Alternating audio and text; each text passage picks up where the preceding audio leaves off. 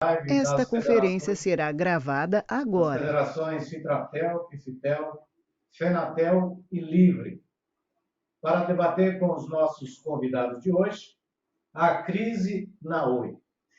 Deixa eu cumprimentar nossos convidados que já estão aqui a posto para participar desse grande debate. Cumprimentar o executivo do FNSCDC, Moisés Bendahan. Tudo bem, Moisés? Boa noite, obrigado, tudo bem. O presidente do Instituto Telecom, Marcelo Miranda. Seja bem-vindo, Marcelo. Obrigado aí a Fitatelp e a todos. É um prazer estar aqui com todos vocês.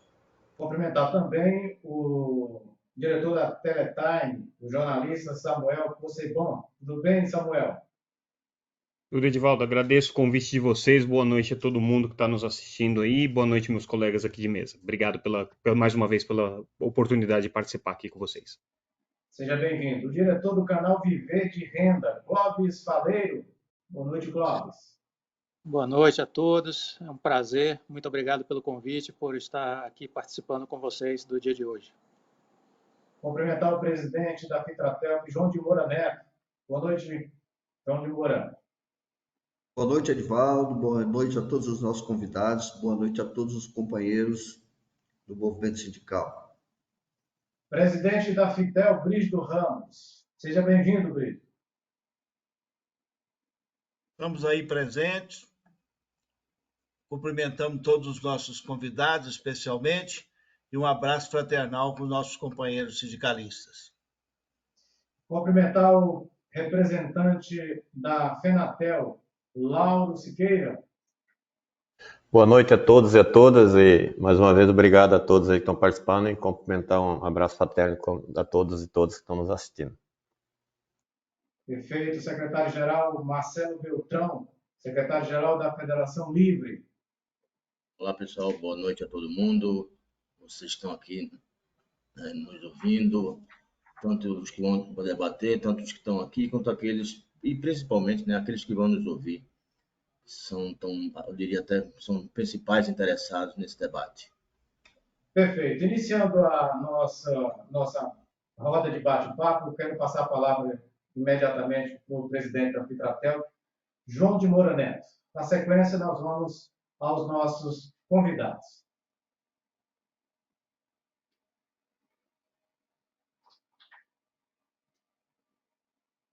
João de Moura, seu microfone está desligado.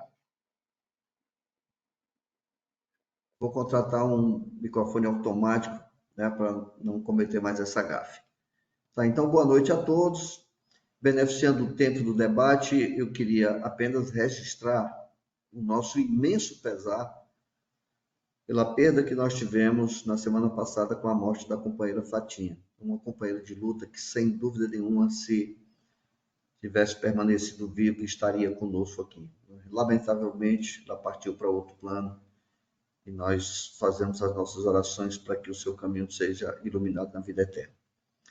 Bem, essa live ela é resultado do debate entre as entidades de trabalhadores, e dado a complexidade do tema, envolvendo os acionistas, envolvendo os credores, envolvendo os clientes, e principalmente da nossa parte, do nosso interesse, envolvendo a qualidade dos serviços, envolvendo os nossos empregos, nós deliberamos promover esse debate, para que nós ouvíssemos as opiniões, nós apontássemos caminhos, para que encontrássemos uma solução através desse debate para essa problemática da Oi. Nós sabemos que o tema é extremamente sério, envolve bens reversíveis, envolve dívidas contraídas ao longo do tempo, que nós temos severas críticas ao que aconteceu no passado, envolve interesse dos usuários, envolve a mudança da modalidade da empresa, que nós nos acostumamos a ter uma operadora de telecomunicações, e pela nova proposta a partir da primeira recuperação judicial, nós passamos a ter uma outra empresa totalmente diferente daquela que nós iniciamos o nosso trabalho. Tá? Enfim, a empresa, ela tem uma extensão geográfica muito grande, tem uma importância muito grande para todas as políticas públicas do Brasil.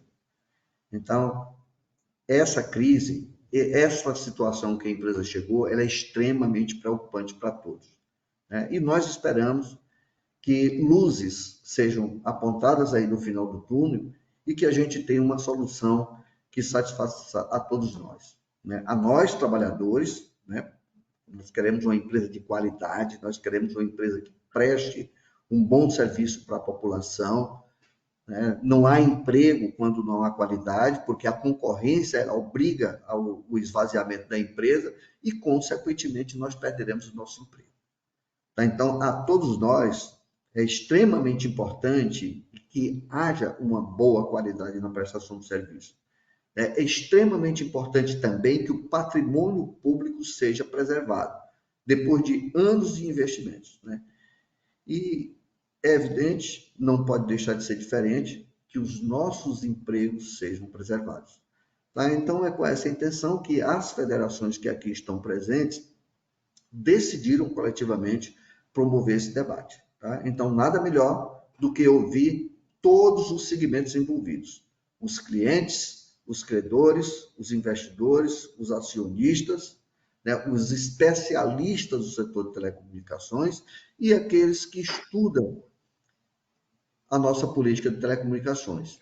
E nós próprios, representando os empregados, os trabalhadores de toda a cadeia produtiva de telecomunicações.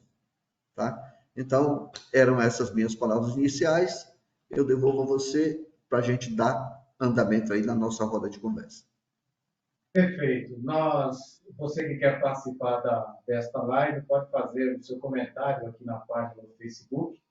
Eu peço que as perguntas sejam bem diretas, para que a gente possa atender o maior número de participantes, de internautas que estejam querendo interagir com a gente, né? Façam as perguntas, pode ser para quem você quiser fazer da mesa, e a gente vai repassando essas perguntas para os nossos convidados. Vamos então agora ouvir o executivo do FNE-CDC, Moisés Bendarran. É com você, Moisés. Boa noite, muito obrigado. Só explicando o que é o FNE-CDC, a Federação Nacional de Entidades Civis de Defesa do Consumidor. Somos 17 entidades civis de defesa do consumidor, e já lamentando não poder ficar para o debate que eu tanto gostaria, porque eu tenho um voo daqui a poucos minutos, né? Mas nós trazemos uma visão aqui puramente consumerista. Inclusive, eu estou em Brasília e eu vim aqui fazer algumas coisas, inclusive fui na Anatel ontem, e dei uma pequena perguntada pela Oi, e obviamente que eles não responderam tudo, mas a cara não foi muito animadora. E a dívida da Oi, ela é uma coisa muito séria. Essa segunda recuperação foi uma em cima da outra, o que acho que assusta um pouco os credores e os clientes, os consumidores estão agoniados. E aí eu pedi, pelo menos, que me dissessem lá o que a Anatel pensa sobre os consumidores. E a resposta que eu tive foi que a Anatel vai estar fazendo todo o possível, né, tomando todos os cuidados necessários para proteger os consumidores da Oi. Agora, o problema que eu vejo com a recuperação judicial, em cima de recuperação judicial, que a gente fica um pouco sem segurança, né, e o consumidor se sente sem segurança. Né? Talvez o modelo de negócio também já mudou, né, mas talvez tenha que mudar um pouco mais, e a gente precisa que a Oi seja forte de novo. Agora, para ser forte de novo, toda essa embaraçada que está de dívida, inclusive eu li hoje pela manhã, que houve um sinal dos bancos de fora, né, Banco dos Estados Unidos e do Reino Unido, que aceitaram, né, esse segundo pedido de recuperação. Isso é uma boa notícia, né, que eu li hoje de manhã. Não sei se foi no seu site, Samuel, que eu sou leitor assíduo de você lá, mas eu li essa notícia. E então, assim, a gente acha, para nós que protegemos o consumidor, é imperioso que a Anatel já tivesse feito alguma coisa melhor há mais tempo, inclusive, porque o problema do Oi não é novo, é um problema já bem antigo. Eu, inclusive, fui diretor de Procon, eu participei de vários conselhos de usuários, mas nunca participei do da Oi, porque todo mundo dizia para mim, olha, não vai participar porque não se resolve nada, não adianta lá. Então, como eu tinha várias coisas ao mesmo tempo, eu nunca participei do da Oi. E ouvia que era realmente um conselho muito vazio. E isso demonstra, então, talvez de alguns dirigentes lá que não se preocupavam tanto com o consumidor. E isso reflete-se agora no problema que está, né, já vem de muito tempo. Então, a nossa visão, como cuidamos dessa parte de consumidor, é que existe salvação, mas ela tem que ser costurada não só por credores e tudo, mas por toda a sociedade, inclusive para nós que somos consumeristas. Né? Eu acho que vai haver uma união para poder ver o problema da Oi, que é uma empresa nacional, né? E só temos empresas que são estrangeiras hoje aqui, México, Espanha, etc. Então, a gente tem que fazer uma união social também para poder salvar a Oi. Agora, logicamente que existem milhões de problemas que seria muito fácil falar, olha, vamos salvar a Oi, né? Mas evidentemente que nós temos problemas financeiros, técnicos, etc. Vender uma parte melhor, que pelo menos ao meu ver, da Oi, né, que ficou sem essa parte, que foi de telefonia celular. Então, nós temos assim, né, a nossa preocupação hoje é com o consumidor e o que vai ser feito dele. Porque se não der certo alguma coisa, esse consumidor ele vai ter que ir para algum lugar ou ele vai ser prejudicado de alguma forma, porque o contrato dele vai ter que ser rescindido. E ele vai ficar sem o serviço que ele tem. E em muitos lugares só tem Oi. Né? Então, é uma preocupação que se leva, né, e deve ser levada muito de sério. E nós, que somos entidades de consumidor, levamos muito a sério isso, procurando ver se a gente puder, né, e nos colocando já, inclusive, à disposição de todos os colegas aqui, para qualquer discussão ainda posterior a essa, como eu falei, não posso ficar para o debate, mas que nos colocamos à disposição para que a gente possa colaborar também nessa reconstrução, se Deus quiser, de uma Oi forte e sadia para o brasileiro poder aproveitar. Então, eu vou ser breve, porque realmente eu tenho que sair, mas eu agradeço muito o convite da federação, e fico à disposição também, depois de sair daqui, a Sandra tem os meus contatos, se vocês, qualquer que quiser entrar em contato conosco, eu fico à disposição. Nós temos o nosso, porque o fórum ele é formado por várias instituições, a minha instituição chama-se Instituto Brasileiro de Consumidores e Titulares de Dados, onde nós abarcamos consumo e proteção de dados. Então, nós estamos, como eu falei, nós estamos em 19 estados e podemos contribuir, se possível, com os colegas que aqui estão, com o maior prazer e vontade de ver uma empresa brasileira ficar aqui e não poder desaparecer. Então, agradeço mais uma vez o convite e fico à disposição posteriormente de todos para qualquer pergunta que tenha. Muito obrigado. Obrigado, Moisés, pela participação. Muitíssimo obrigado pela sua contribuição. Vou passar a palavra agora ao presidente do Instituto Telecom, Marcelo Miranda. Com você, Marcelo. Mais uma vez, boa noite a todos que estão participando aqui, meus amigos, companheiros, né, representantes de entidades e de federações de trabalhadores, também aos ouvintes. O Instituto Telecom, a gente escreve, fazer uma pequena propaganda, a gente escreve desde 2009, desde a primeira Conferência Nacional de Comunicação. Aliás, nós estamos há 14 anos quase, né? Nós tivemos uma conferência de comunicação e nunca mais. Né? E toda semana a gente faz nossa opinião, a gente dá exatamente a opinião do Instituto Telecom sobre o setor de telecomunicações. Escrevemos por diversas vezes sobre a situação da Oi. A nossa opinião não quer dizer que seja a opinião, é uma reflexão do Instituto Telecom. Né? E nessa reflexão, eu queria pegar, Moura, aqui o título, principalmente a segunda parte. Há ainda esperança? Eu queria dizer que sim, tá?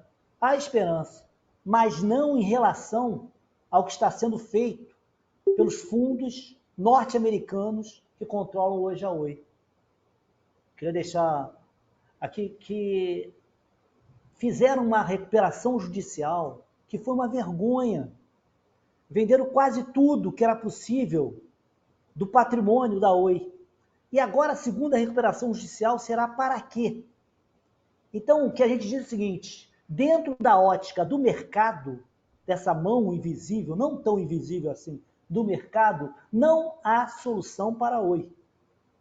A nossa proposta, a nossa sugestão é que aonde está a esperança na Oi? Está exatamente naquilo que eles tentam o tempo todo descaracterizar e dizer que é um fusquinha, que não vale nada. Para nós, a solução da Oi está na concessão da Oi. Então, não tem nada a ver com uma perspectiva de mercado. Está na participação, na posicionamento e na participação da União, do Congresso Nacional e da sociedade civil. Se for buscar a solução no mercado, ou se ficar esperando a segunda recuperação judicial para ter uma solução para a Oi, desiste. Não há solução. E eu queria dizer, alocada a ideia da esperança na concessão, estão os bens reversíveis. Não sou eu que digo. O Tribunal de Contas da União diz que os bens reversíveis ligados à concessão da Oi foram vendidos e não foram alocados na concessão. Então a concessão hoje não é um fusquinha, não. É um carro extremamente possante. E mais, isso tem que ser investigado. Essa questão dos bens reversíveis tem que ser investigada. Porque aonde foi? Para onde foi esse dinheiro todo que foi vendido patrimônio, bens reversíveis, e não foi alocado na concessão? Alocar na concessão é uma obrigação. Elas podem vender até, a Oi poderia vender os bens reversíveis, desde que houvesse anuência na Anatel, mas tinha que aplicar na concessão, e essa aplicação não houve. Está também essa discussão da concessão. Por quê, pessoal? É algo que o anterior palestrante disse. Porque não existe telecomunicações no Brasil, não existe inclusão digital, e isso as sociedades têm que estar preocupadas. Sem a rede da concessionária Oi, não existe, esquece. Sem a capilaridade da rede da Oi, não há inclusão digital, é blá, blá, blá, é mentira, não existe. Está também, esse é o ponto, hein? Esse é um ponto nevrálgico. Quando a gente discutir políticas públicas, não há como discutir política pública de telecomunicações sem discutir a rede da concessionária Oi. Essa rede, como a gente está dizendo, ela é muito capilarizada e ela tem muito valor. Vamos parar de repetir essa falácia, essa mentira que a concessão é um problema. A concessão não é um problema. A concessão, ao contrário, é uma solução. Mas tem um problema. Porque aquele concessionário, esses que tiveram a concessão desde 98, mas em particular a partir de 2018, com fundos abutres, essa concessão descumpriu aquilo que está na Lei Geral de Telecomunicações. Tinha que haver a modernização dessa rede. Houve a modernização? Não houve a modernização da rede. A rede da concessão, da concessionária, foi dilapidada. Isso também tem que ser investigado. E ao final, nós vamos colocar uma proposta aqui que é exatamente em relação a essa falta de modernização da rede. A outra questão, é bom deixar claro, quando a gente fala concessão, a concessão tem um titular. E não são os fundos abutres. O titular dessa concessão é o óbvio, mas já dizia um amigo meu que o óbvio não é óbvio. A concessão tem um titular, e a titularidade é da União. Então, o Estado, a União, não pode abrir mão desse debate. Então, quando a gente está dizendo que o titular é a União, a gente está dizendo, ainda bem que a concessão, o dono da concessão não são os fundos abutres. Porque se fossem os donos, os fundos abutres, eles estão fazendo exatamente a propaganda contra a concessão. E mais, queria fazer um parênteses, não podemos esquecer que dentro desse processo todo houve um massacre de demissões, mais de 10 mil demissões na Oi diretamente, não, na subsidiária da Oi, na Serrede, mais de 4 mil demissões na direta na Oi. E aí, pessoal, a nossa esperança, que ela disse aqui tem um minuto, é que o governo Lula monte uma comissão interministerial imediatamente. A comissão que passe pelo Ministério das Comunicações, apesar do ministro que está lá, não foi eu que coloquei, a Secretaria de Comunicação, chame a Anatel, que alguém pode levantar, pô, mas a Anatel não é que deveria exclusivamente discutir esse ponto? Ela pode até discutir, mas ela tem legalidade para discutir, mas ela não tem legitimidade para discutir. Porque ela mostrou nesses anos todos a sua conivência com o setor de telecomunicações, com as operadoras de telecomunicações, em particular com essa operadora. Outra coisa, as federações dos trabalhadores, uma sugestão, tem que amanhã, solicitar uma audiência pública no Congresso Nacional, que esse é outro participante. Não pode uma concessão pública estar sendo destruída e não haver um debate no Congresso Nacional. Quem fez a Lei Geral de Telecomunicações foi o Congresso Nacional. E aí, por fim, tem vários itens que eu gostaria de escrever, como a investigação hoje do balanço econômico-financeiro da Oi. Tem que avaliar imediatamente a suspensão imediata de todas as demissões dos trabalhadores da Oi. Né? Tem que, indo ao item da Lei Geral de Telecomunicações, artigo 114, que trata da caducidade da concessão. Vou concluir. A caducidade da concessão é uma necessidade. Não é uma questão de falar ao Léo. É uma necessidade. Se nós queremos hoje preservar algo ainda e ter esperança na Oi do futuro, só havendo a caducidade da concessão. O Estado recuperando. Por que a caducidade? Eu lembrei aqui, está na lei. Teria que ter havido investimento na modernização da rede, a qualidade dos serviços prestados, isso tudo. A lei de concessão não trata do setor de telecomunicações, situa o setor de telecomunicações, mas quando você faz a interseção entre essas duas leis, você percebe que a caducidade é o caminho para que nós trilhemos para recuperar a concessão e aí sim ter uma nova esperança na concessionária Oi. É isso que eu queria deixar. Só uma frase para deixar aqui aquelas frases emblemáticas, né? Fora da concessão não há salvação. Tá? Perfeito. Muito obrigado, Marcelo Miranda. Eu quero agradecer a sua participação e a participação também dos nossos internautas que estão participando aqui.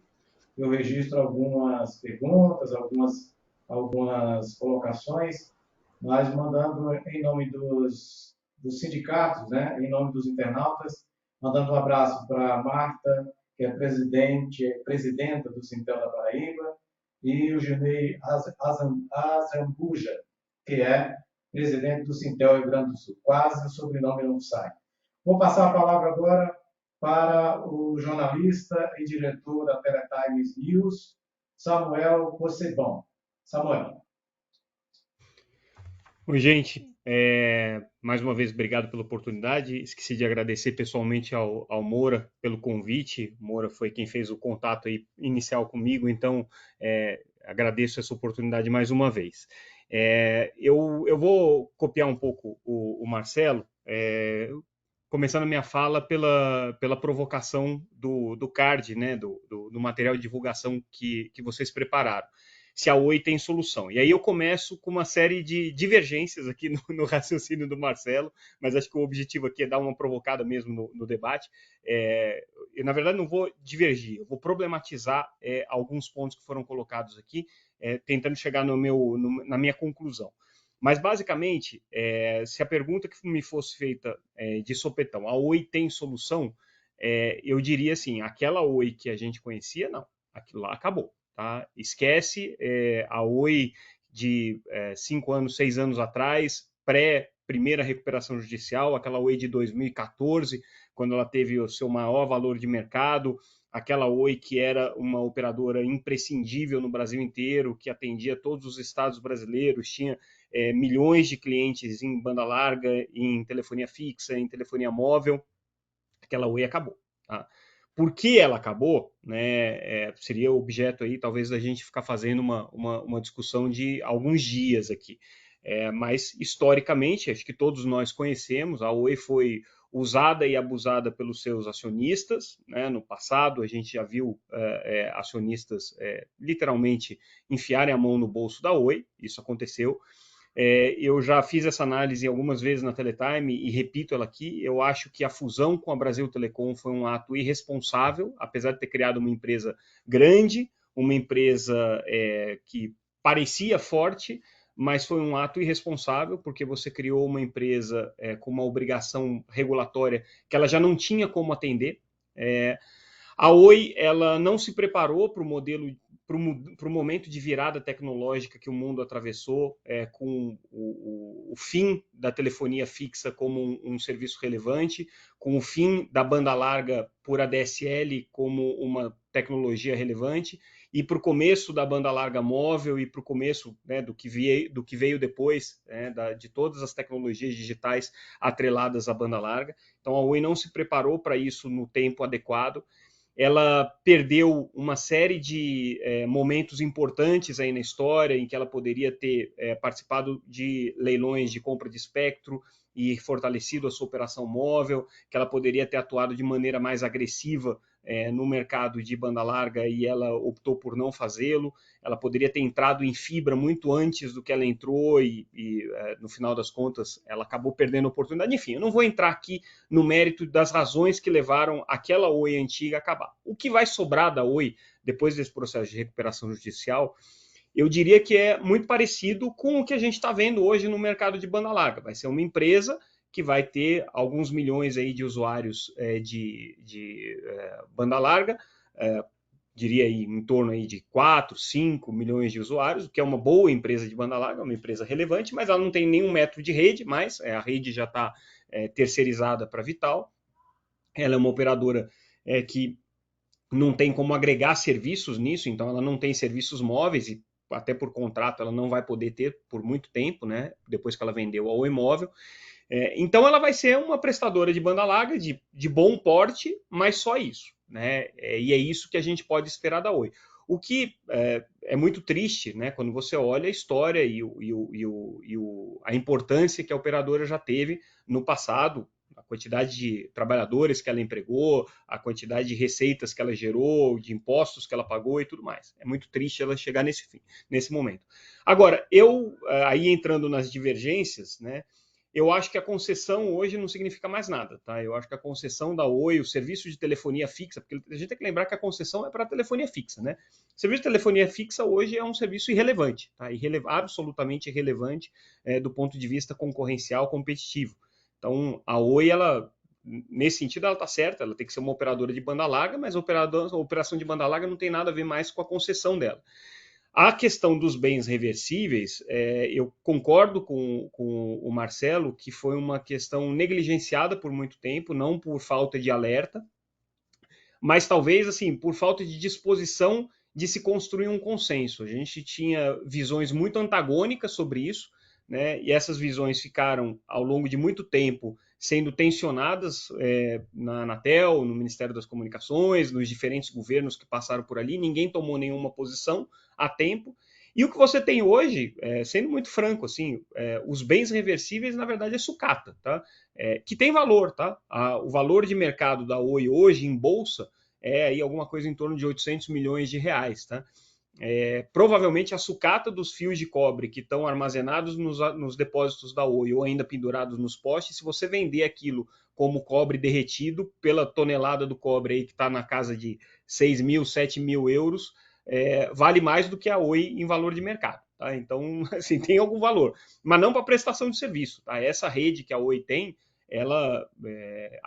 essa rede de cobre, né, que a Oi tem, do meu ponto de vista, já não tem nenhum valor competitivo. Qualquer provedor de acesso de pequeno porte em qualquer cidade consegue prestar um serviço com uma qualidade muito melhor do que a rede de cobre poderia oferecer.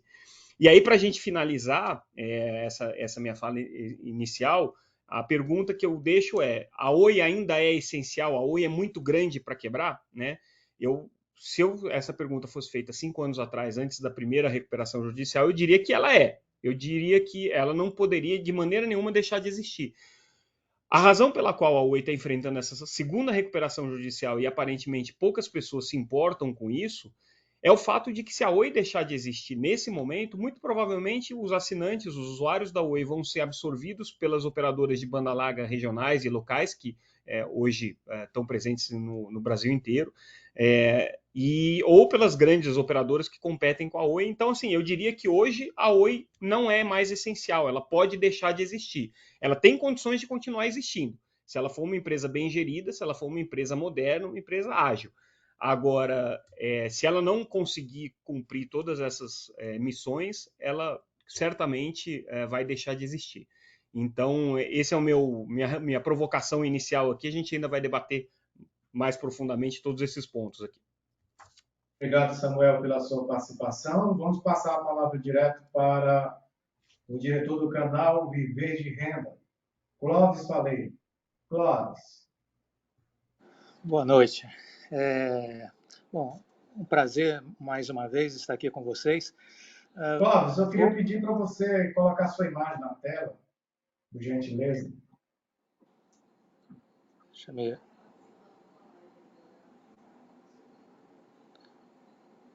Enquanto o Clóvis se prepara aí, eu estou mandando um abraço para os nossos amigos internautas.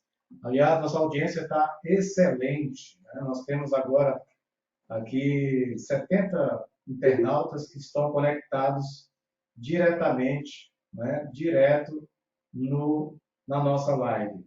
Muitíssimo obrigado a você que está participando, está fazendo pergunta, questionamento. Daqui a pouco os presidentes das federações vão participar, vão fazer colocar outras questões, e aí, para seguir esse debate, que é muito importante. Nós tivemos problemas aí com o Clóvis.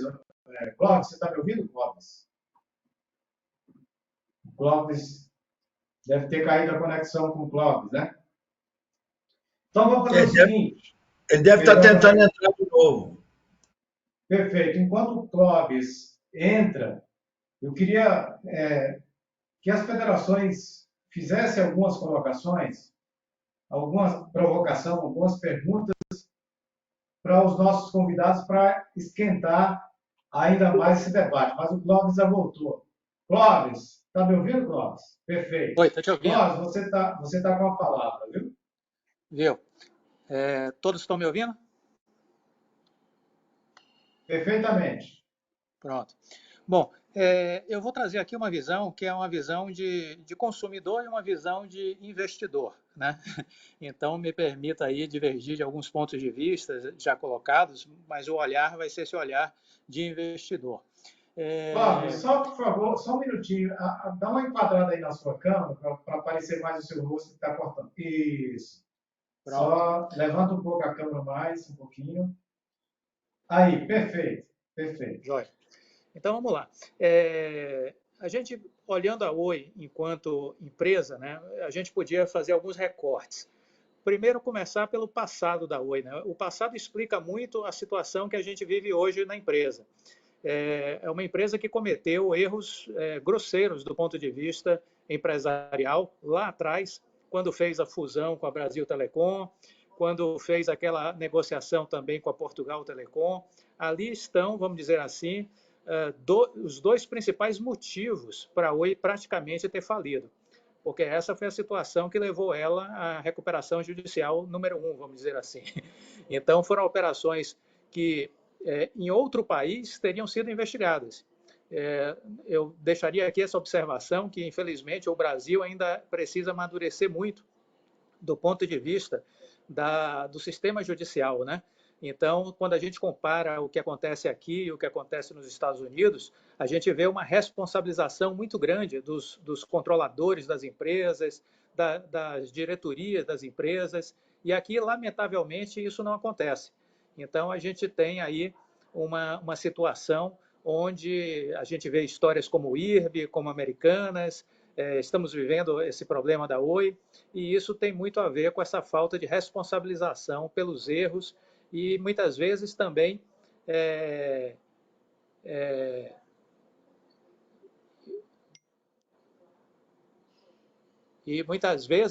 também por conta de você não acompanhar e não punir as pessoas por más práticas dentro das empresas. Então, esse é um aspecto que eu acho que é importante a gente observar.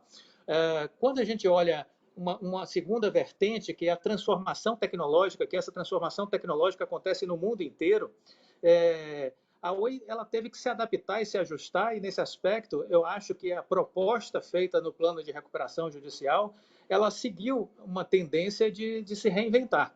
Então, aquela telefonia fixa, o Samuel acabou de falar sobre isso, esse negócio ele deixou de existir, ele se transformou em absolutamente irrelevante. A telefonia fixa está morta. E não há como pensar em futuro e raciocinar com telefonia fixa. É algo que está em vias de extinção. Da mesma forma, a telefonia móvel, como a gente conheceu no passado, que era uma fonte perpétua de dinheiro, vamos lembrar que você ligava de um celular, quando ia falar de outra operadora, você pagava para falar para outra operadora, você pagava na conta de telefone se ligasse para outra cidade, para outro estado, para outro país. Essa telefonia móvel também sofreu um duro golpe na transformação tecnológica a partir do advento do WhatsApp. Morreram aquelas contas telefônicas que eram a grande mina de dinheiro das empresas de telecom. Né? Hoje se paga por uma assinatura e por um pacote de dados. Então, o setor de telefonia móvel também foi completamente redesenhado a partir da transformação tecnológica. Essa Oi nova, que está aí tentando sobreviver, é uma Oi que está pautada em conectividade de fibra ótica. Fibra ótica vai durar aí mais 30 anos, pelo menos, como a tecnologia responsável por fazer o 5G funcionar, o 6G, o que você imaginar de futuro, a fibra ótica é a estrada que essa transformação vai passar. Então, ela é essencial para o futuro, a fibra ótica. Pelo menos por mais 30 anos, aí, muito provavelmente ela será essencial. Do outro lado, a Oi está tentando investir em soluções tecnológicas, o que é algo também que a gente não consegue ainda ver que tipo de transformação isso vai gerar, mas é um caminho também promissor, vamos dizer assim, a Oi desenvolver um braço com a Oi Soluções voltado para essa área de tecnologia. A grande questão é que você ainda tem uma dívida muito grande.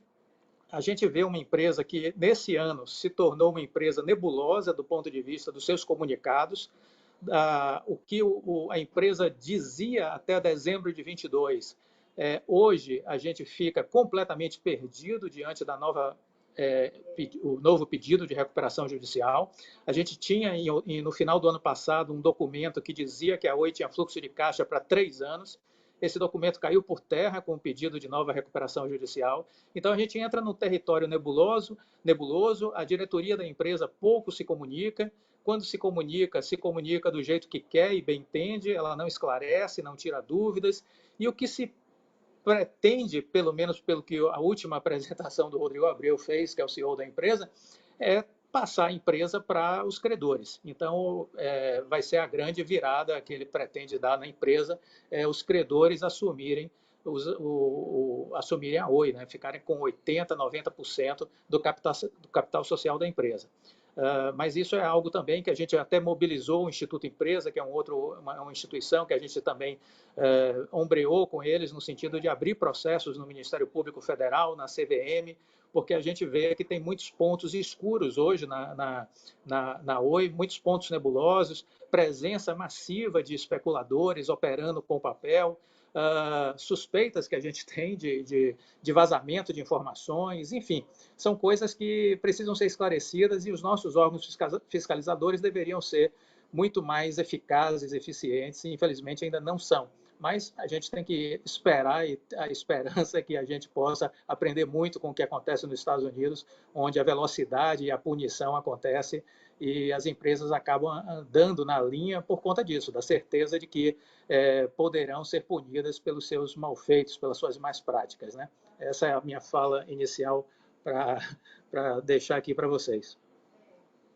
Perfeito. Obrigadíssimo, Clóvis, pela participação. A imagem do Clóvis ficou congelada, mas nós não tivemos prejuízo não, viu, Clóvis? Porque o áudio ficou perfeito. Eu estou com um problema aqui, eu peço desculpas a vocês, que hoje, aqui onde eu moro, eu estou em Salvador, né? E aqui eu estou usando a fibra da TIM. E cortaram a fibra ótica da TIM em algum lugar aqui da região, e isso é um problema que eu estou vendo que está acontecendo em várias cidades do país. E vários bairros aqui próximos, na Barra, Vitória, Graça, estão sem internet da TIM porque cortaram um cabo de fibra ótica da TIM em algum ponto aqui próximo, e eles estão trabalhando nisso para garantir a volta ainda hoje, mas por enquanto continuo sem internet aqui, eu estou usando a do celular. Perfeito, Clóvis. Mas o áudio está perfeito, está tá ótimo. A imagem só tem um problema na imagem, mas tudo bem.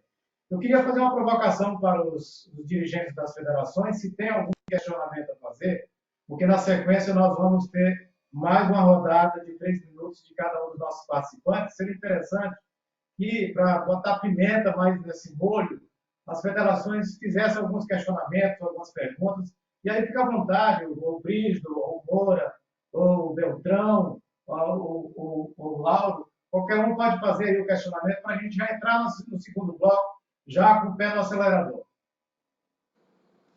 Vamos lá, Vamos lá, Beltrão, representando a FENATEL. Acho que confundiu, hein? Laura que está representando a Desculpa, Federação Livre. Desculpa. Sem problemas. É comum. Uma provocação agora para o Clóvis. Clóvis, como investidor. Clóvis, eu fui um dos ganhadores da loteria ontem, da Mega Sena ou algo parecido. Mentirinha, né? Na verdade, eu não sei nem jogar, então eu nunca irei ganhar porque eu não jogo. Mas vamos supor que eu ganhei. E estou com R$1 milhão tranquilos, livres na minha conta, para investir na Bolsa de Valores. Eu investiria na Oi? Hoje? Hoje. Ou amanhã. Não, hoje eu não quando a colocaria Bolsa R$1 abrir. milhão. Hoje eu não colocaria R$1 milhão na Oi. Por conta dessa situação que a gente está vendo. Uma diretoria que foi extremamente contraditória, que disse que sair da recuperação judicial era a coisa mais plausível no final do ano passado, que não dependia de mais nada para sair da recuperação judicial. Essas foram as palavras em dezembro do presidente da Oi, Rodrigo Abreu, numa live que ele fez. Não há mais nada que impeça a saída da recuperação judicial da Oi, só o juiz para finalizar essa recuperação judicial. Da nossa parte, a gente não precisa de mais nada. Então, ele passou essa imagem em dezembro. Em agosto, a pedido do Ministério Público Federal, ele apresentou um estudo que foi chamado de independente, que deve ter sido uma fortuna esse estudo, inclusive, gostaria de saber quanto foi que a Oi pagou por esse estudo, que atestou que a Oi teria fluxo de caixa para 3 anos de vida, de sobrevivência, de 2023 a 2025. E aí chega em janeiro, nós somos surpreendidos no final de janeiro, com a Oi pedindo uma tutela emergencial de proteção à justiça, dizendo que não tinha condições de pagar R$600 milhões. Opa, como assim? Não estava tudo certo? Não estava tudo bem? Não foi assim o documento que foi entregue para o Ministério Público? Não foi assim que foi o documento entregue para a Justiça? O que foi que aconteceu de tão diferente assim em 30 dias? Então, é por isso que eu digo, a Oi saiu de um território que parecia ser muito transparente até dezembro e passou por um território nebuloso, um território onde a gente não sabe o que é que está acontecendo de fato dentro da empresa. Esse é o meu sentimento hoje como investidor. Eu não sei qual é a verdade hoje da Oi, qual é a situação.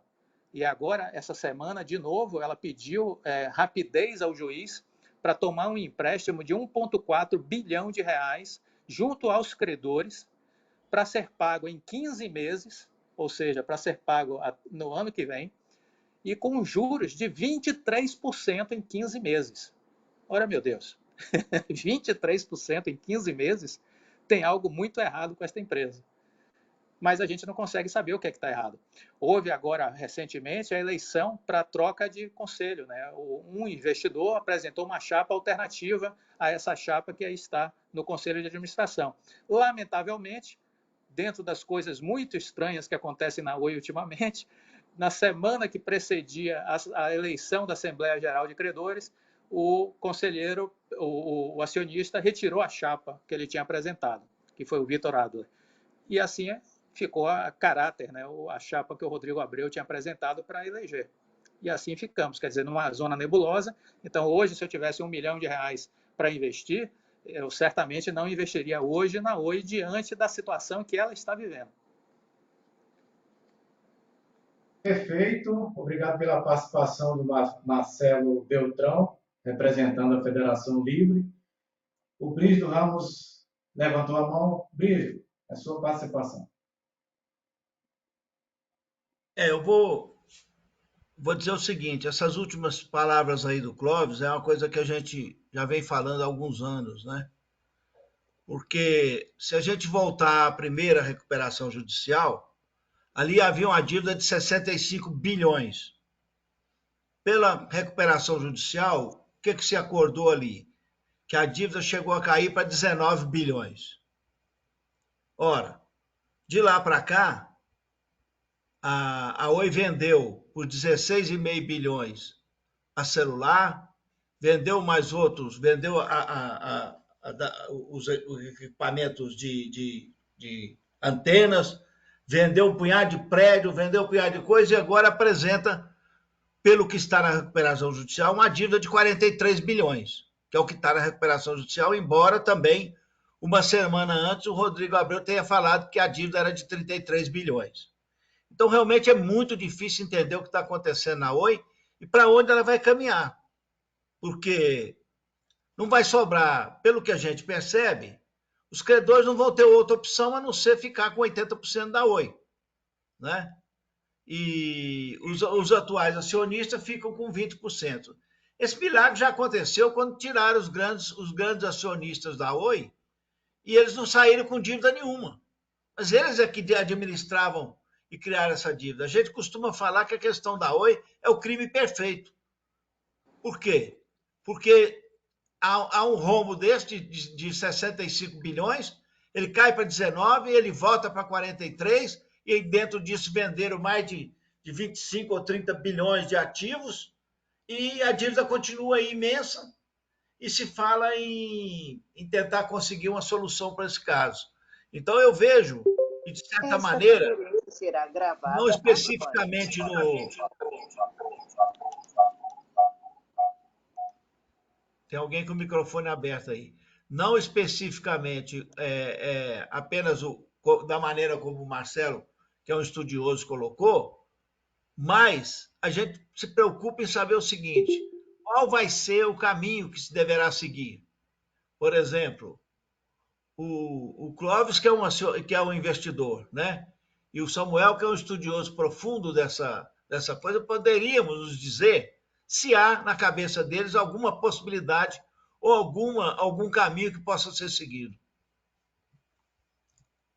Perfeita a participação do presidente da FITEL, Brígido Ramos. Nós vamos fazer o seguinte, vamos ouvir o Moura e vamos ouvir o Lauro, e na sequência a gente abre espaço para as falas dos nossos convidados. Pode ser assim, gente? Fica bem mais tranquilo. Vamos ouvir aí o Lauro da Fenatel. Boa noite a todos e a todas novamente. Só pegando só para relembrar a todos aí que nós aqui estamos em 3 federações, né? E representa aí 100% dos trabalhadores da Oi no Brasil. E pegando um pouco da fala do Marcelo e também do Moisés, e dizendo também para o Samuel, como ele disse também, bastante estudioso, e o Clóvis, que aqui a gente defendemos os empregos e, aliado a isso, a gente defende também a garantia da continuidade do serviço e da qualidade, como a gente vem fazendo isso já há alguns anos, né? Que a gente defendendo os empregos, praticamente a gente defende também a qualidade do serviço com os empregados que a Oi tem, são técnicos de qualidades.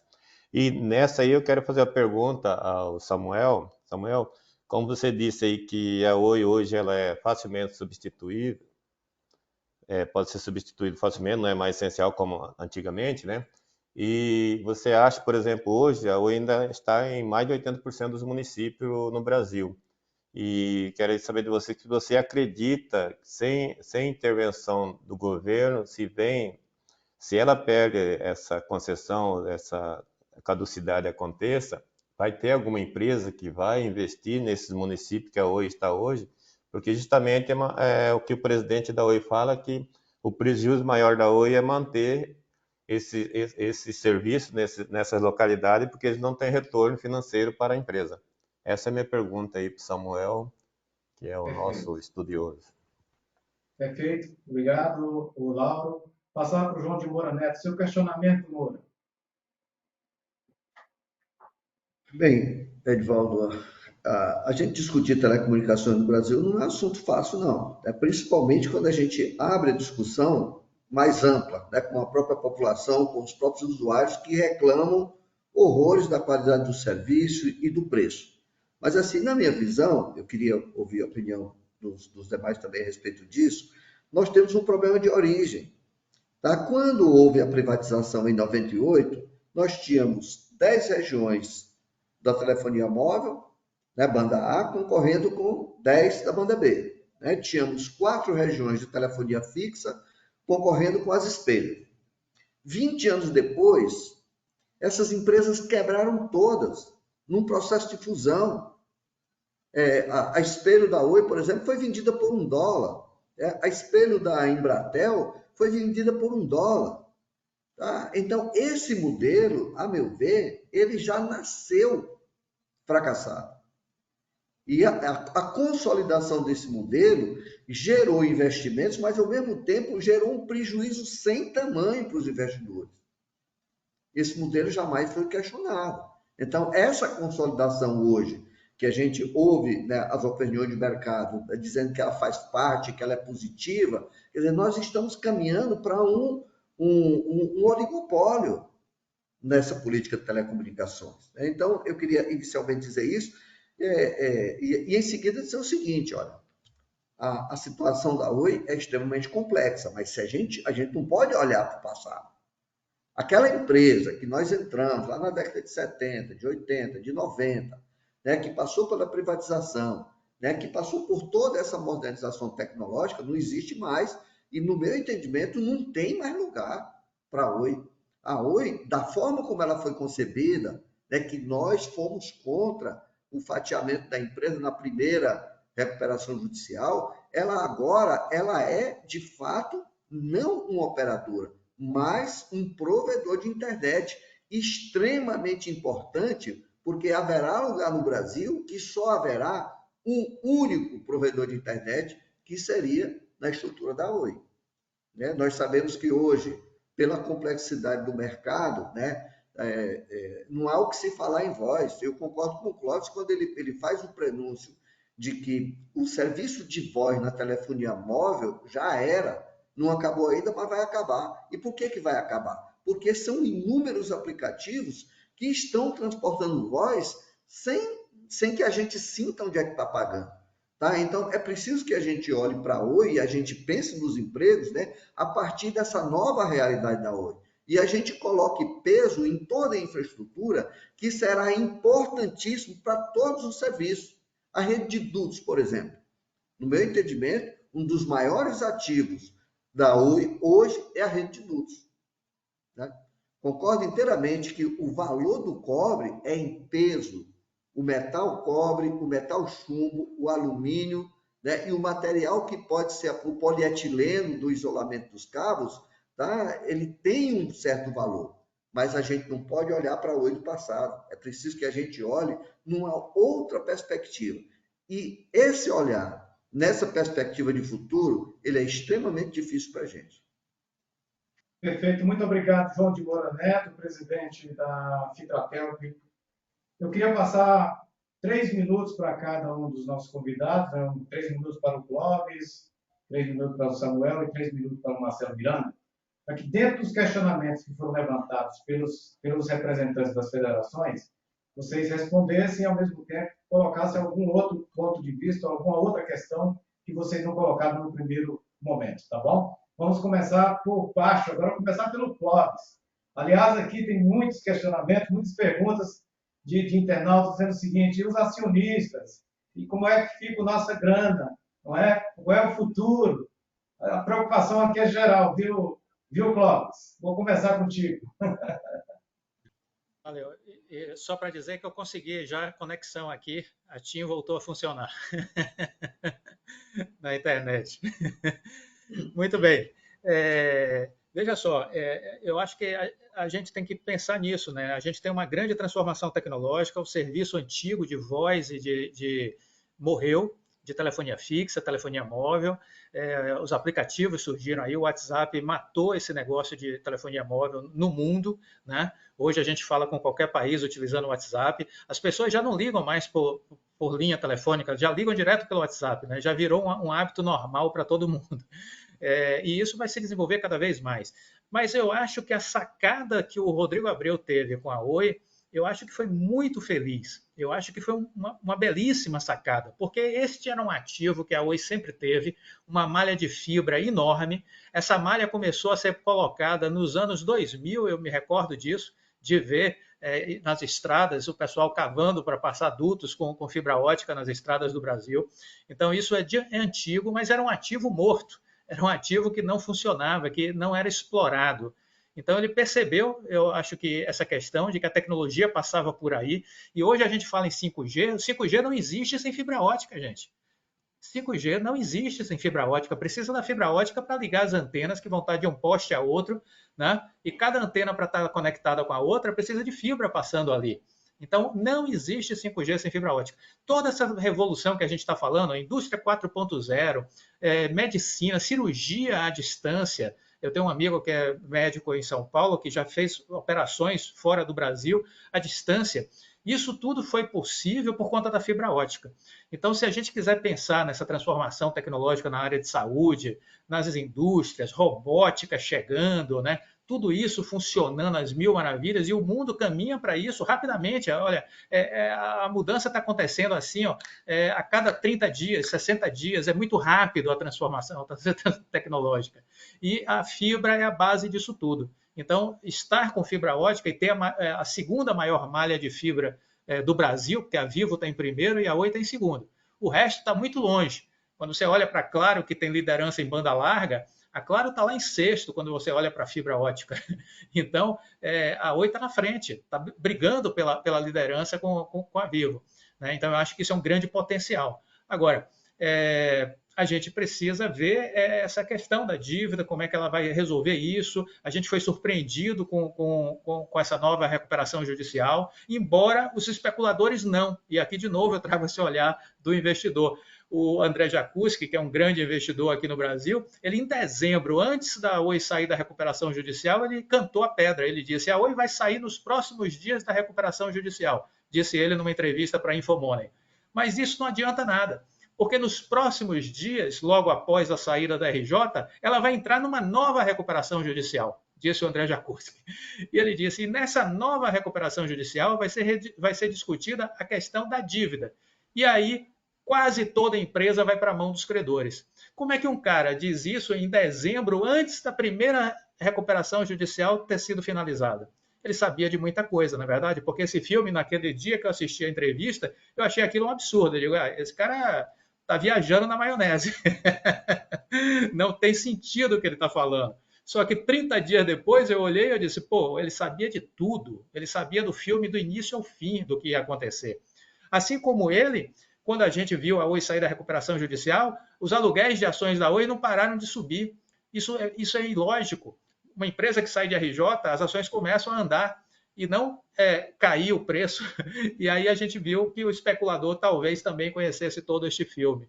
E como é que se sabe disso tudo? Porque a informação, provavelmente, eu não estou afirmando, mas é uma suposição que é factível, essa informação está vindo de dentro da companhia.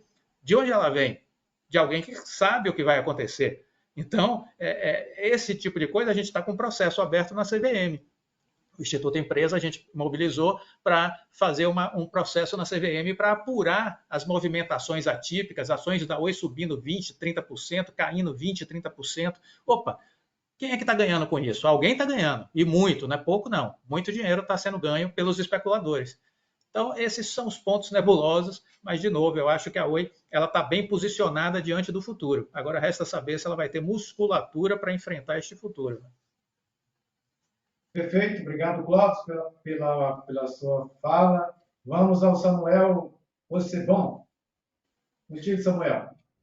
Vamos lá, só uma observação com relação à fala do Clóvis, com a qual eu concordo em boa parte, mas lembrando que a rede de fibra da Oi não é da Oi, né? Ela é da Vital. A Oi tem 30% da Vital, 30 e poucos por cento da Vital. Então, assim, ela tem um pedaço dessa rede de fibra, mas quem manda nessa rede, na verdade, é o BTG, né?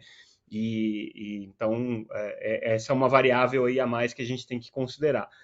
Respondendo aqui aos questionamentos que o Brígido fez. Oi, Brígido, fazia tanto tempo que eu não via você aqui, tudo bem contigo? Bom te reencontrar. Pena que nessa circunstância discutindo um tema tão complexo. Pois é, o prazer é meu. Tem solução, né? A pergunta que você me fez aqui, qual que seria uma solução possível? Não vejo um cenário fácil, não. Assim, eu estou vendo um trabalho muito intenso sendo feito por gente séria, da Anatel, do Tribunal de Contas, do Ministério, tentando achar uma saída regulatória, mas eu acho que vai ser muito complicado, porque você tem muito enrosco preso aí nessa curva de rio, né? A saída que o Marcelo colocou, né, na fala inicial dele é uma saída bem possível mesmo. A caducidade da concessão, acaba a concessão da Oi. A questão é o que vai acontecer depois, né? Ok, caducidade da concessão, e aí a União vai assumir, né, essa operação de telefonia fixa. Acho pouco provável, né? A gente está discutindo aí o cenário fiscal para o governo ter alguma margem para poder investir em outras coisas. Acho que o governo vai investir em telefonia fixa, acho pouco provável, né? E aí alguém vai comprar a Oi? Talvez passe por isso mesmo que você colocou, Brígido. Pode ser que a Oi tenha um valor ali pelos dutos, pelos pontos de fixação de postes, né? Que boa parte está na Vital também, mas os contratos ainda estão com a Oi. Talvez isso daí tenha algum valor. Então, pode ser que a saída seja a caducidade, né? Mas, de novo, eu acho que a concessão não tem futuro nenhum, tá? E aí, reforçando aqui o que o Moura disse, eu acho que a Oi é isso, ela vai ter que ser uma boa provedora de banda larga, vai ter que ser uma grande empresa de banda larga, uma empresa muito competitiva num cenário que é muito competitivo, né? E aí, respondendo a tua pergunta, Lauro, alguém poderia assumir, né, esses clientes, esses consumidores da Oi? Eu acho que hoje sim. Acho que se a gente olhar o mercado de banda larga hoje no Brasil, provavelmente em todas as cidades em que a Oi opera, ou quase todas, mas eu diria que em todas, tem um provedor de banda larga lá. Muitas vezes ele não está registrado na Anatel, é um provedor que trabalha num esquema muito informal, né? Mas assim, o número mais recente que eu tive é que existem hoje, pelos quinais, né? Pelo registro de atividade das empresas, né? Você tem 38 mil provedores de banda larga no Brasil. 38 mil, dos quais a Anatel tem registrado, acho que 10 mil, tá? Então, se você tem o triplo do número registrado na Anatel, já está operando. Então, qualquer cidade que a Oi está hoje, alguém entra para substituir, tá? E vai ser muito rápido. O problema, e isso a gente já colocou em outras lives aqui, que inclusive o Moura participou, né? O problema está na condição que essas empresas estão operando, né? São empresas muito pequenas, que operam numa informalidade muito grande, né? Qualidade técnica, né, muito inferior àquela que era praticada pelas grandes operadoras de telecomunicações. Então, acho que a Oi vai ser, no momento em que ela deixar de existir, se isso acontecer, e a gente torce para que não aconteça, ela vai ser rapidamente partilhada aí entre todos esses provedores, grandes e pequenos, que estão no Brasil, tá? Eu acho que isso vai acontecer em pouquíssimo tempo. O que eu acho que é mais provável que aconteça, assim, entre as probabilidades, é isso, tá? Em algum momento, a Oi não vai ter mais o que entregar para os credores, e aí eu concordo com o que o Clóvis colocou. Assim, a Oi hoje ela está sendo assumida pelos credores. O Rodrigo Abreu falou isso numa live que ele fez comigo, com a Teletime, e falou com todas as letras. Tá? 80% do valor da ação hoje vai ser diluído nos credores, então, e já não vale nada, né?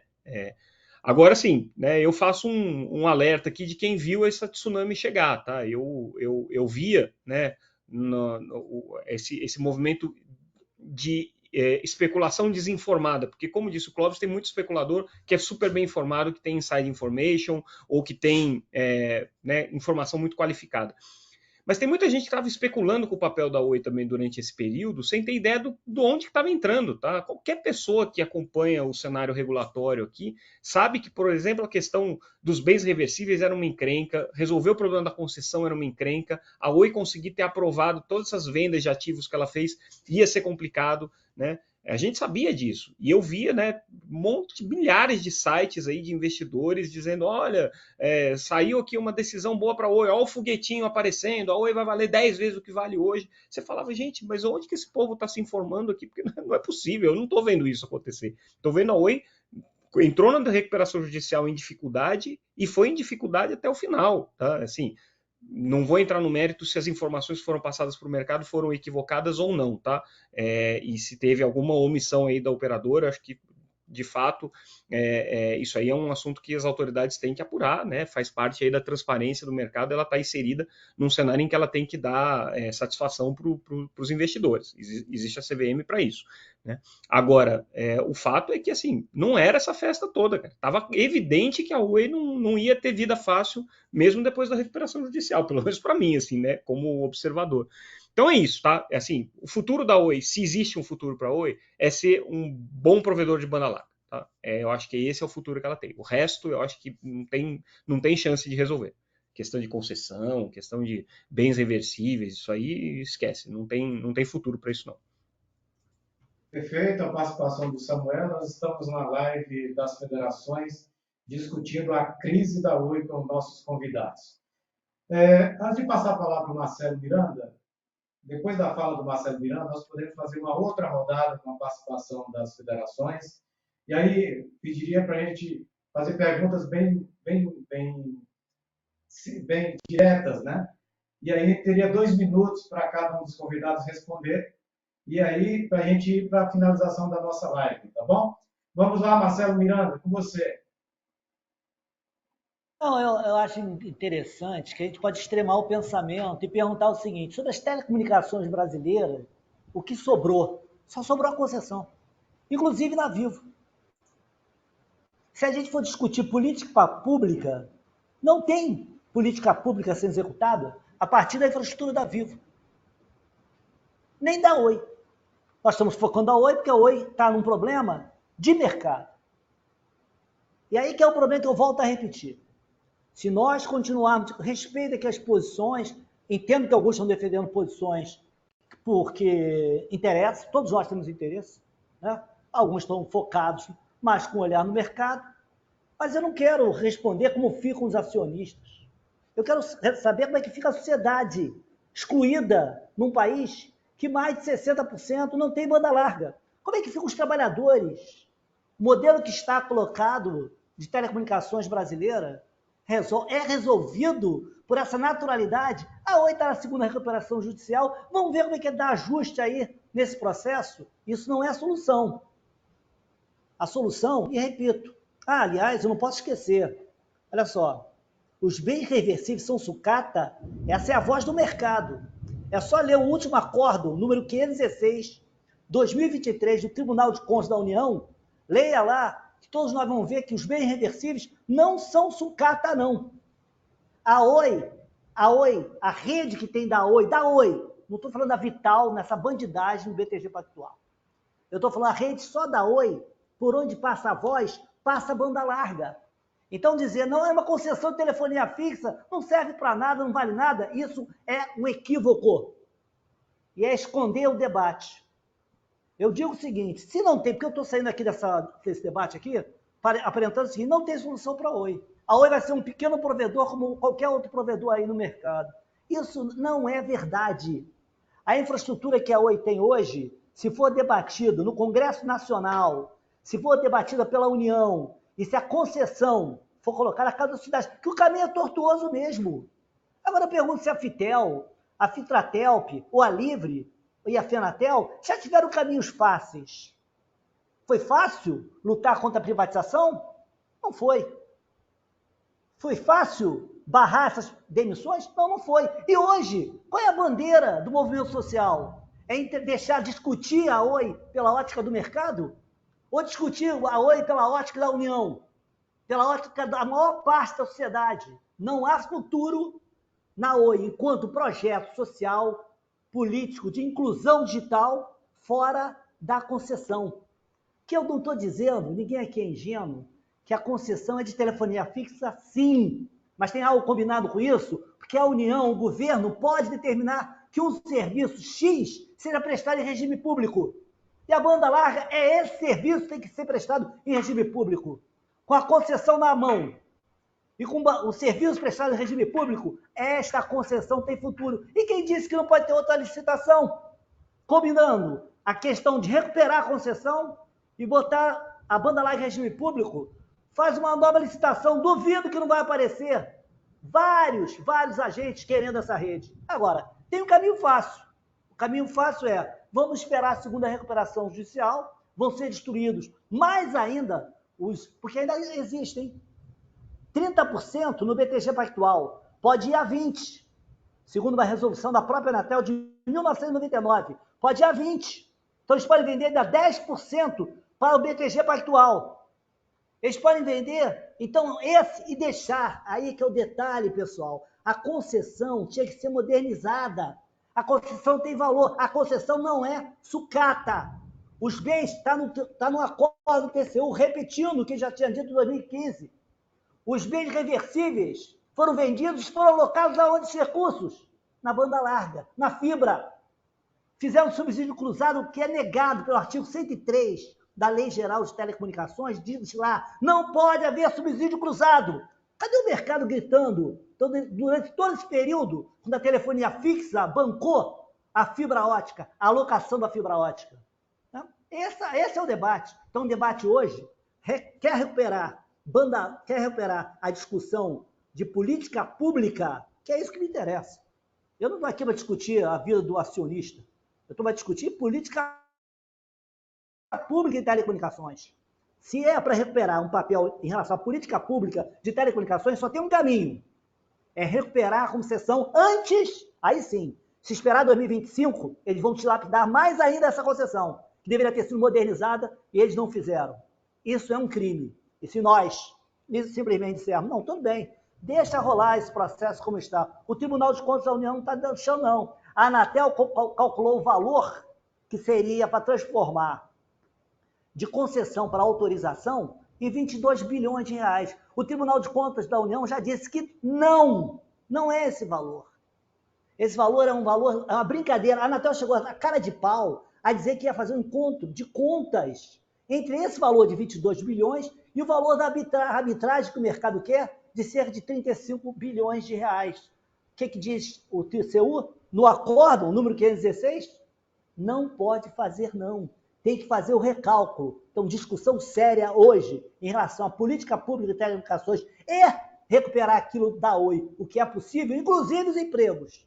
É discutir hoje a caducidade da concessão, porque há instrumento legal. Não estou inventando nada. E, a partir disso, a banda larga ser colocada em regime público e essa rede ser utilizada como uma fonte social, como uma fonte de inclusão digital. Que a população é isso que ela está precisando.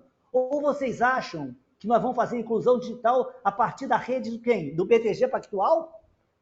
Da rede da Vivo? O que foi feito de 1998 até hoje em relação à inclusão digital? O Estado tentou com o PNBL, o Plano Nacional de Banda Larga, e foi dinamitado por essas operadoras. Nós vamos esperar que eles, os agentes do mercado, eu vou ficar aqui discutindo como salvar a parte... Eu quero salvar os abutres da Oi? Cadê o mercado gritando em relação aos donos da Oi, que são fundos abutres? Cadê os agentes do mercado dizendo, eles são fundos abutres? Não enfrentam. O debate a ser enfrentado é, não vai fazer concessão? Tudo bem. Então, não vai assumir a concessão? Tudo bem. Então, abra mão de qualquer política de inclusão digital de telecomunicações no país. É esse o debate, na minha opinião. Perfeito, Marcelo Miranda. Muitíssimo obrigado por mais uma belíssima explanação. Gente, o que está acontecendo aqui no Facebook, vocês estão travando um debate aqui na tela e todos os internautas estão travando outro debate aqui no Facebook. E isso é fantástico, sabe? Eles estão brigando literalmente, defendendo seus pontos de vista. E outra coisa, a nossa audiência está quase 100 pessoas em tempo real acompanhando esse debate. um sucesso a nossa live. Não é pena que nós vamos ter que fechar às 7h30, faltam 15 minutos. E aí vamos fazer mais uma rodada. Vamos lá bem rápido, cada representante de federação. E aí a gente vai, cada convidado, 2 minutos para tentar responder, para a gente fechar. Quem é que fala aí primeiramente? Vamos lá? É você, Moura, que está com vontade de falar? Vamos lá. Pronto, a minha fala vai ser também uma provocação, né, a partir da fala do Marcelo. Sem dúvida nenhuma, Marcelo, a nossa grande cobrança, né, olhando daqui para o futuro, é uma grande mudança no Brasil, tá? Não baseada naquilo que aconteceu no passado, mas a partir de agora. Ora, nós temos, no Brasil se questiona muito de onde vai vir o dinheiro para financiar determinada política pública. E o FUST, que deveria promover a universalização do serviço, por que não é utilizado? Né? Da mesma forma, e o Funtel, o fundo que fomenta a pesquisa em telecomunicações e o desenvolvimento em telecomunicações, por que foi abandonado e não é mais utilizado? Tá? E a fiscalização? Essa fiscalização que é extremamente importante, que não acontece por conta pela Anatel. E aí, Samuel, você tem razão. A quantidade de provedores registrados no Brasil é infinitamente inferior àqueles que estão operando, tá? Sem critério nenhum, sem fiscalização nenhuma, causando morte de trabalhadores. Olhando para a estatística dos últimos anos, dos últimos 5 anos, quem foram os trabalhadores que foram vitimados pela irresponsabilidade daqueles que constroem rede sem nenhum critério? Isso que aconteceu com você agora há pouco, Clóvis, é um retrato do que acontece no Brasil. Alguém vai lá e corta o cabo, interrompe o serviço e põe um cabo em cima. E aí a gente vê uma verdadeira zona em todo o Brasil de quarteirões que tem 10, 15 prestadores de serviço lançando cabo um em cima do outro e expondo os trabalhadores ao risco de morte. Tá? Então, o que o poder público está fazendo? Por que o CREA não exige a apresentação de projeto, né, para que uma rede seja instalada? Por que as prefeituras não atuam fiscalizando? E as concessionárias de energia, que só se preocupam com o que elas arrecadam? Falar nisso, né, 2 semanas atrás, nós tivemos com o presidente da Anatel e questionamos isso. Né? Nós tivemos também com o ministro das Comunicações e questionamos, né, a necessidade de interiorizar, de universalizar o acesso à banda larga, não mais aquilo que a gente defendia no passado, que era a universalização do serviço de voz. Agora, qual política pública vai garantir a chegada do sinal de internet via fibra ótica para a população mais carente no interior do Brasil? Tá? Então, esses questionamentos a gente precisa fazer aqui agora, nesse debate que está intenso e maravilhoso. Nosso objetivo das federações foi alcançado. Perfeito. Vamos passar para o Brígido Ramos, e aí, no final, os nossos convidados fazem suas colocações. Brígido. Bom, eu só queria lembrar, em primeiro lugar, que a famosa universalização do serviço de telecomunicações da telefonia fixa jamais foi alcançado. Né? Esse é o primeiro ponto. Porque o que aconteceu foi que a Anatel deu certificado, mas nenhuma empresa conseguiu fazer essa universalização porque é muito difícil. E o que acontece com os provedores hoje, que são realmente uma quantidade de quase 500 mil no Brasil, é que eles fazem a última milha, né? Mas eles pegam sinalização e cabo e serviço da Oi. Eles fazem a última ponta. Não esquecer que se cair a Oi, eles não têm mais como fazer a conexão com o resto do país. Não pode esquecer isso. Né? Então, isso é muito importante lembrar. Quando você tem o Wi-Fi lá na sua casa, 90% do Wi-Fi no Brasil vem da Oi. Porque ela tem um trecho dessa rede toda que é feita pela Oi. Então, não se pode esquecer isso. Ela é ainda imprescindível no país, porque as pessoas acham que o provedor está resolvendo sozinho os problemas. Não, o provedor resolve ali, dentro da cidade, um pedacinho que ele quer explorar. Mas como é que ele conecta para o resto do país? Ele tem que conectar normalmente com o cabo da Oi, ou da Vivo, ou da TIM, mas 90% é Oi. Né? Agora que a TIM está querendo lançar mais cabos aí, a própria Vivo, a Vivo tem a sua rede de fibra ótica, mas para atendê-la. Né? Eu mesmo aqui fui obrigado, na minha casa, a passar da minha rede da Oi aqui, que era 40 anos que eu tinha rede da Oi, passar para a Vivo, porque aqui a Oi não passou fibra ótica. Eu moro aqui no Lago Norte. Né? Então, existe uma necessidade imensa. E dentro disso que o Marcelo fala, como nós fomos lá no Congresso de Comunicação, qual foi o que nós aprovamos lá? Banda larga em regime público. E banda larga em regime público muda a história. Por que não querem banda larga em regime público? Porque tem que atender. Porque tem que ter universalização. Não se conseguiu fazer a universalização de banda de telefonia fixa e não se vai fazer também, não se pretende fazer universalização de banda larga. Por que querem? Simplesmente as empresas querem passar para a autorizatária. Querem passar porque elas não têm mais compromisso nenhum com a população brasileira. Isso é muito importante, esse aspecto que o Marcelo levanta é muito importante para nós, trabalhadores, para os usuários, para a imprensa brasileira, tudo muito importante. Por quê? Porque essa é uma questão crucial. E essa situação de 10 cabos passando entre um poste e outro, isso já não vai continuar existindo. As companhias de energia elétrica começam a derrubar esses cabos, estão derrubando porque está derrubando a rede de energia elétrica. E, pelo que o presidente da Anatel nos informou, a concessionária de energia elétrica não recebe um centavo pela utilização da posteação de uso mútuo. Ela tem que jogar isso no outro orçamento e não pode jogar dentro da sua receita. O que também faz com que as companhias de energia elétrica estão assistindo isso aí. Antes era uma, duas, né? Agora são 3, 4. Quando o Marcelo lembra muito bem da nossa original Brasil Telecom, né, Marcelo? Que era para fazer isso com rede pública, cedendo espaço e dando passagem para todos aqueles que quisessem, mas era uma coisa que a gente sempre disse. Que coisa mais estúpida que você ter 10 cabos passando na porta da sua casa? Não tem nada mais estúpido, nada mais antieconômico, nada mais burro do que isso. Será que nós vamos achar que o futuro das telecomunicações brasileiras vão ser os provedores, cada um passando seu cabo? Tenho certeza que não. Perfeito. Muito obrigado, Brígido Ramos, presidente da Fitel.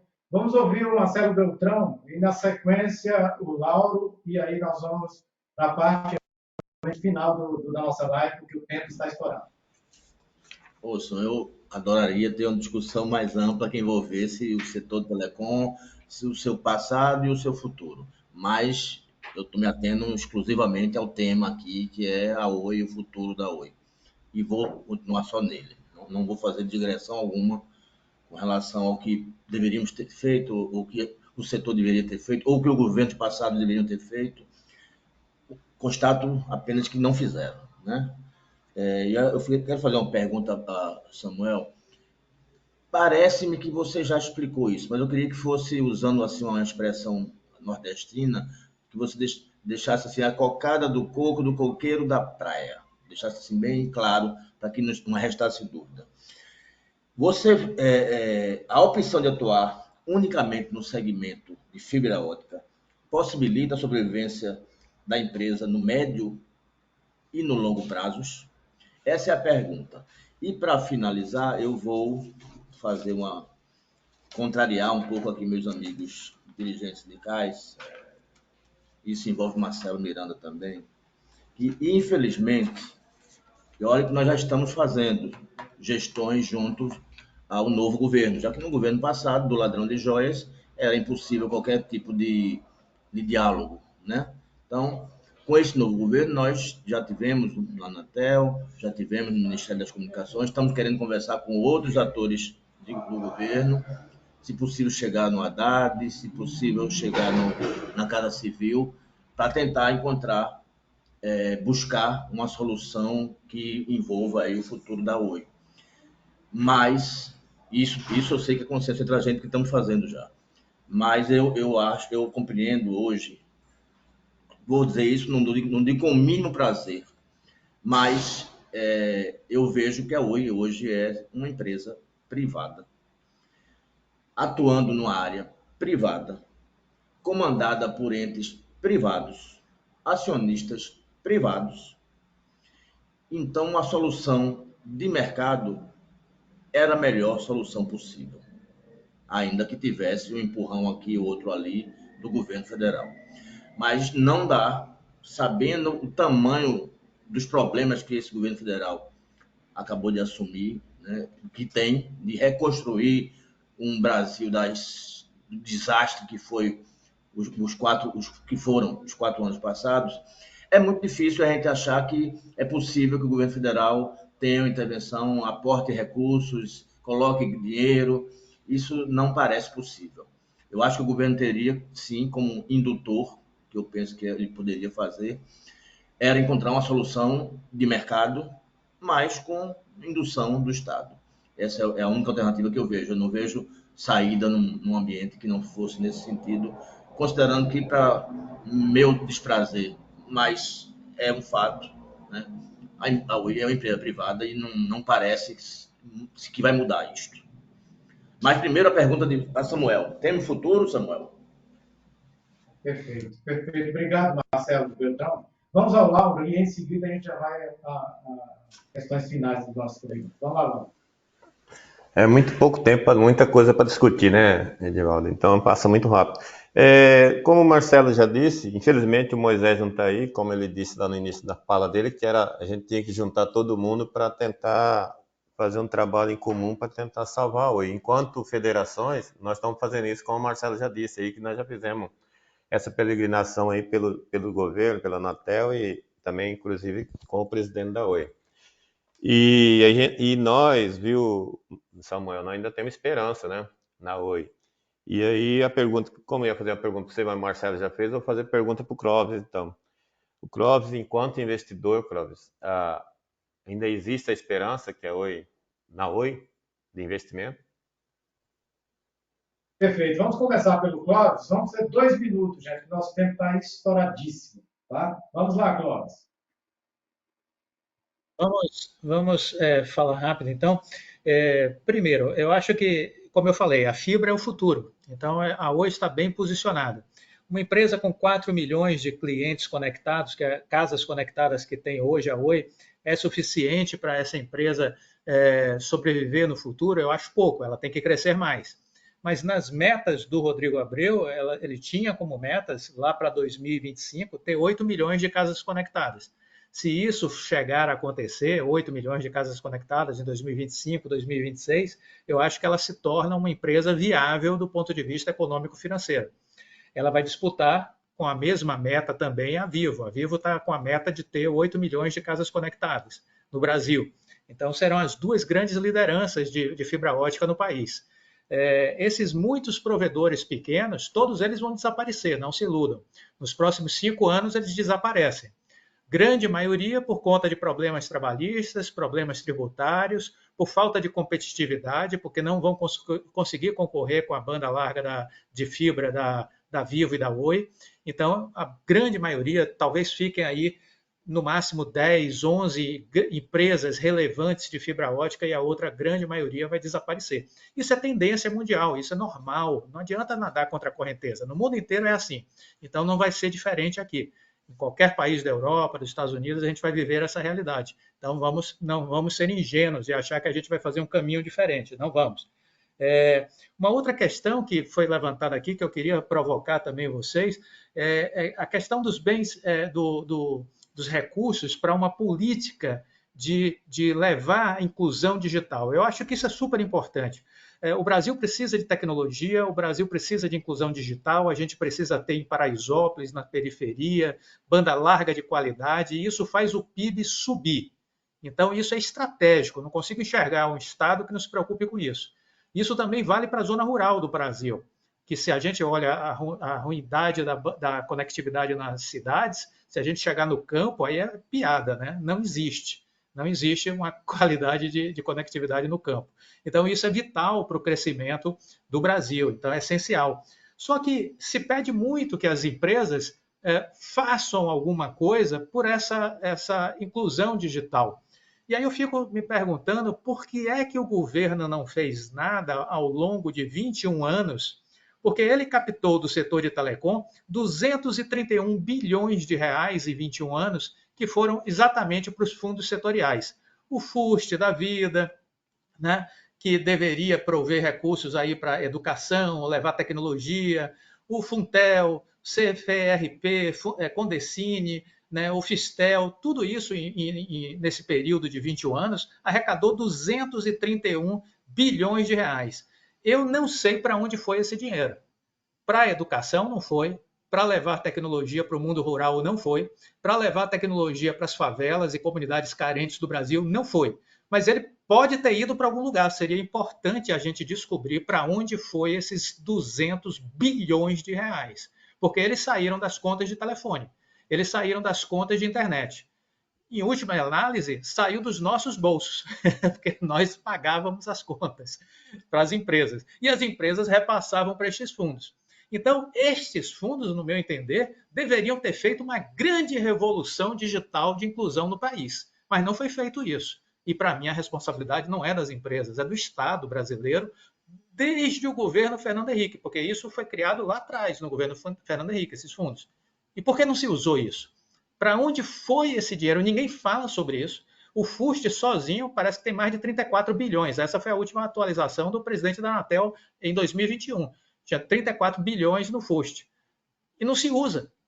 É proibitivo tratar desse assunto com o governo. Ele é usado apenas para manipulação contábil. Se você tem déficit, você usa isso para diminuir o déficit. Se você tem superávit, você usa isso para aumentar o superávit. É uma mera instrução contábil, mais nada. Então, minha fala vai um pouco por isso.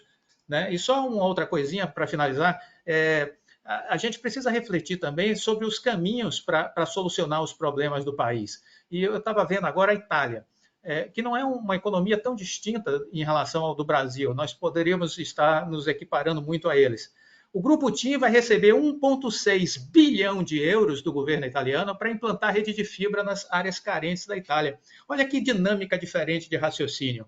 Não é a TIM que vai botar 1,6 bilhão, é o governo da Itália que vai botar 1,6 bilhão na TIM para que ela leve fibra ótica para as comunidades carentes da Itália. 70% do custo vai ser pago pelo governo, 30% vai ser pela TIM. Eu acho que não precisa disso aqui no Brasil, porque o dinheiro já existe. Eu não sei onde ele foi parar, mas estão aí nos fundos setoriais de telecom. Perfeito. Perfeito. Concluiu, Clóvis? Obrigado, viu? Sim. Vamos ao Samuel, passar a palavra para o Samuel. Vamos lá, gente. Para a gente começar respondendo a pergunta sobre a cocada, tá, Marcelo? Eu não sou especialista em cocada, mas o que eu posso te dizer é que eu acho que é plenamente viável você ter uma operação de banda larga sobrevivendo. Claro que seria, no cenário ideal, seria ótimo que a Oi continuasse tendo uma operação móvel também para complementar o serviço, até porque banda larga hoje não é só um serviço fixo, é um serviço móvel também, com 5G e tudo mais, seria o mundo ideal, mas já não é, né? Então vamos esquecer o passado e trabalhar com o que existe hoje. A Oi não tem uma operação móvel, não poderá ter no curto prazo, porque contratualmente, ao vender a operação móvel, ela se comprometeu a ficar fora. Ela pode ter algumas alternativas, como explorar, por exemplo, o mercado de MVNO, FWA, né, para fazer não um móvel, mas um serviço fixo usando uma rede móvel, Wi-Fi, né, uma tecnologia que a Oi pode explorar. Mas é possível competir com o mercado de banda larga só tendo como opção a banda larga fixa. Metade do mercado de banda larga hoje no Brasil é prestado por operadoras que só têm o acesso em fibra, né? E estão firmes e fortes aí, esse pessoal está bem rico. Concordo totalmente com o Clóvis, esse é um mercado que vai se concentrar muito, e aí é uma oportunidade para a Oi, que já está, né, hoje já é uma operadora relevante, tem 4, 5 milhões aí de assinantes de banda larga, pode ser uma consolidadora nesse mercado, porque esses assinantes, a gente tem que lembrar que esses assinantes que estão hoje com os ISPs, com os provedores regionais, vão para algum lugar, ninguém vai abrir mão da banda larga, eles não vão deixar de existir, então eles vão ser consolidados por alguém, vai ser pela Claro, vai ser pela Oi, vai ser pela Aloha, vai ser pela BrisaNet, vai ser pela Americanet, a gente não sabe quem vão ser os atores aí que vão prevalecer nesse processo de consolidação, mas ele vai acontecer. Com relação à fala do Marcelo, eu, assim, Marcelo, não quero discordar da importância de política pública, não, tá? Eu acho que é fundamental, acho que você traz um ponto essencial, eu posso discordar com relação a qual seria a melhor política pública, mas, assim, é essencial que o Estado brasileiro, o governo, tenha uma política pública para a área de telecomunicações. Tá? Eu acho que isso é o que todos nós queremos. A gente sabe que como a banda larga, como a conectividade é importante para induzir a economia digital, para colocar o Brasil de maneira competitiva com relação a outros países. E, assim, sinto dizer, mas assim, a única política pública de telecomunicações que a gente teve para valer mesmo no Brasil foi do Fernando Henrique, que vendeu o sistema Telebrás. Pode não ser a melhor política pública. Acho que muita gente aqui nessa discussão discorda que tenha sido um bom caminho. Mas ele tinha uma visão lá, vendeu a Telebrás e deu certo, né? Do ponto de vista da política que foi estabelecida, foi um sucesso, tá? Desde então a gente teve o mercado de banda larga se universalizando por meio dos pequenos provedores, né? Principalmente por meio dos pequenos provedores, que surgiram pegando uma oportunidade justamente porque a Oi não crescia, a Oi não investia no acesso de banda larga, apesar de ter muito acesso, como disse o Brígido, foi muito relevante para a construção do backbone, do backhaul de banda larga no Brasil, mas não investiu no acesso, perdeu esse bonde, e aí os provedores foram lá e aproveitaram, porque a tecnologia ficou barata, né? Então a tecnologia de fibra ficou muito barata, porque eles trabalham de uma maneira precarizada, então, assim, empresas que estão no simples, pagam muito menos imposto, mão de obra precarizada, não contratam gente, não tem contrato com poste, em alguns casos usam equipamentos de procedência duvidosa, roubados e tudo mais, né? Não são todos, mas alguns trabalham nessas condições, mas enfim, universalizar a banda larga, tá? Você pode ter todas as críticas aos ISPs do mundo, mas o fato é que hoje o Brasil é um país praticamente todo conectado, você tem ainda 18% da população que não tem banda larga, que precisa ser endereçado, mas o resto está conectado. E o outro mecanismo de política pública foram os leilões de espectro, né, que eventualmente traziam algumas obrigações ali, algumas coisas que estabeleciam, mas o resto não teve nenhuma política pública. Concordo totalmente com o Marcelo, tem que ter. Né? Qual vai ser essa política? Se vai ser o Estado atuando, se vai ser o Estado operando, se vai ser o Estado prestando serviço de banda larga, se vai ser banda larga ser prestada em regime público. Você tem uma discussão muito longa para ser feita, vai ter outra live para a gente fazer isso.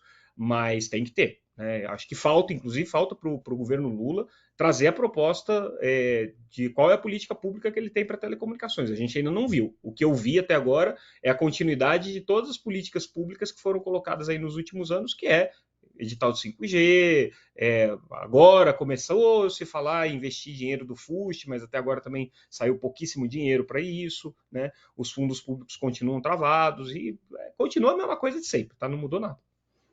Perfeito. Muito obrigado, Samuel, pela participação. Gente, nosso tempo, eu vou pedir assim encarecidamente que vamos afunilar para encerrar, porque essa live vai ser retransmitida na TV comunitária, eles têm uma grade. Eu só queria dizer uma frase, Edivaldo. Diga, Edivaldo, diga, só uma frase. Vamos eu lembrar não o falei seguinte. ainda, tá? Eu não Você falei vai falar ainda. ainda? Pode falar, Brito, depois eu passo para o Marcelo. A frase é o seguinte: os argumentos para a privatização era universalizar o serviço de telecomunicações, né? Porque o Estado não dava conta de fazer. Esse foi o grande argumento, né? Vamos competir, que a competição vai atender todos os serviços. Agora, o pessoal das empresas está pedindo o Estado para voltar para ajudar a universalizar o serviço. É muito interessante isso. Ok, Brito, obrigado. Marcelo Miranda. Olha, você quase mudou silábico. Os fundos, meu amigo Clóvis, né? Os fundos foram fazer superávit primário. Sabe quem cobra superávit primário? A política neoliberal, né? Que o mercado defende. Né? Então, a TIM, a Itália investe, porque a TIM faz parte de uma política estatal de telecomunicações. Né? Não é como aqui que foi tudo privatizado, que os defensores da privatização disseram que foi um sucesso. Não sobrou nada. A única coisa que sobrou da privatização, Clóvis, foram as concessões. Isso que o Marcelo Beltrão diz, que está tudo privado, não é verdade. As operadoras concessionárias, elas prestam um serviço em nome do Estado. É uma concessão. Essa concessão é da União. Se nós queremos fazer política de telecomunicações, vamos discutir isso profundamente. Ou então, vamos fazer uma live, vamos fazer outra live e concluir que nós temos que salvar a Oi, os acionistas da Oi. Lembrar que, vou repetir as sugestões, as nossas sugestões, as federações e todos os agentes da sociedade, nós estamos fazendo isso. O Instituto Telecom está fazendo naquilo que é possível. Tem que cobrar do governo federal política pública de telecomunicações.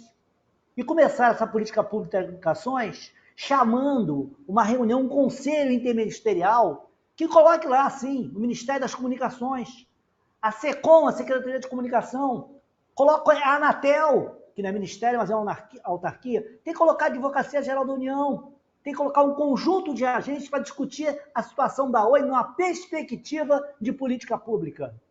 Nós temos que discutir os bens reversíveis, meus amigos. A União, o Estado, não é esse papo, a União não está quebrada, não tem dinheiro, os bens reversíveis é muito dinheiro.